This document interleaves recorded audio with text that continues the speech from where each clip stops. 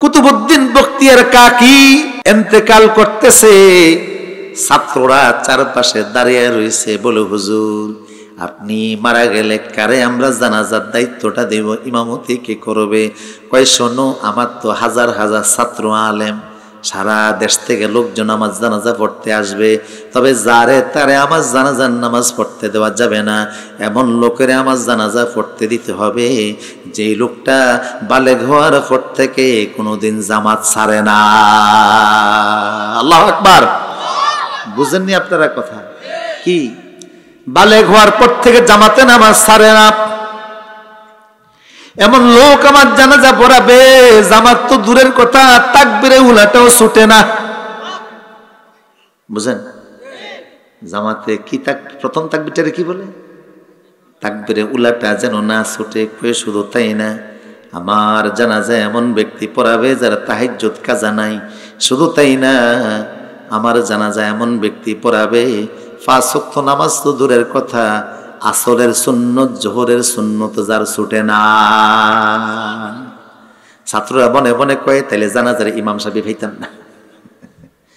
এই লোকের জানাজা ছাড়াই খবর দেওয়া লাগবে, কারণ এমন কারে পামু যে বালেগ হওয়ার পর থেকে আসর নামাজের তো দূরের কথা, আসরের সুন্নত কাজা নাই।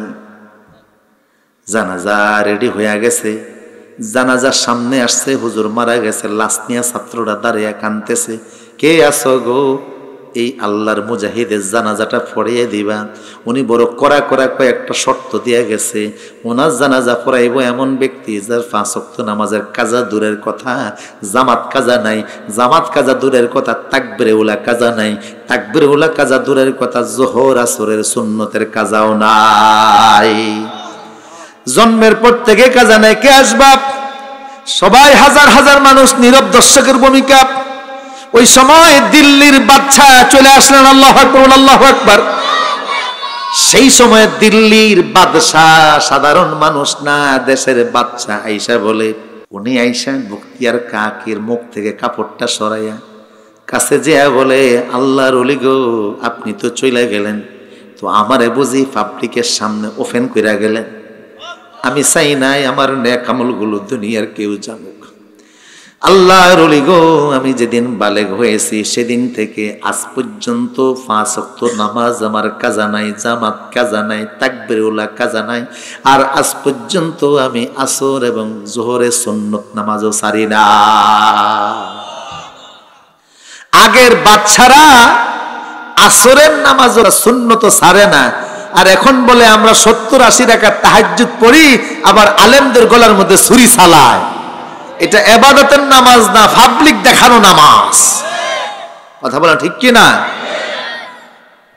আল্লাহর ভয় যদি না থাকে তোমার জীবন সুন্দর হবে না, জিন্দেগি সুন্দর হবে না।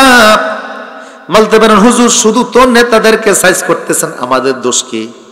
অনেকের বাড়ির সামনে দিয়ে দেখি রাস্তার ইটগুলি নাই, সরকারি ইটগুলি নিয়ে গরু শরীরের নিচে দিছে। কথা কয় না? আপনাকে খুব বালা সরকারি রাস্তার গাছগুলি কাইটা নিয়ে গেছেন, তো সরকারি রাস্তার পাশে যে গাছগুলি লাগানো আছে ওই গাছের লাকড়ি যে নিয়ে আপনি চুলার মধ্যে আগুনে দিছেন, বলেন হাসরের ময়দানে আল্লাহরে কেমনে মুখ দেখাবে?